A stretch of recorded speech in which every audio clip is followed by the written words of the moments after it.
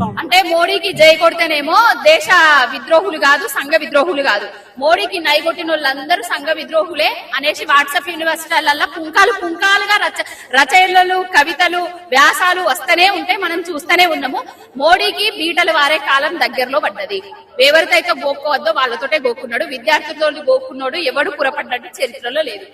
కాక ఇంకొక చిన్న విషయం కూడా చూడొచ్చు, మనం సోషల్ మీడియాలో చూస్తాం, కొన్ని వీడియో చూస్తా ఉంటే మహిళలని చూడకుండా కూడా ఎక్కడెక్కడో మనం చెప్పుకోలేని విధిగా చూస్తా ఉన్నాం. దాన్ని ఎట్లా చూస్తారు? బేటీ బచావో బేటీ పడావో అంటాడు కదా, ఏంటిది అక్కడికి పోయి ఇక్కడికి పోయి జై భారత్ మాతాకి అంటాడు కదా, అట్లాంటి వాళ్ళు ఇట్లాంటివి చేస్తున్నారు. నిన్న జంతర్ మంతర్ లో ఏం చేసిండ్రో మహిళల మీద, మహిళా స్టూడెంట్స్ మీద ఏ విధంగా లాఠీ చార్జీలు చేసిండ్రో దేశవ్యాప్తంగా చూసిండ్రు, ప్రపంచ వ్యాప్తంగా కదులుతున్నారు కూడా, ఇంకా కదులుతారు కూడా.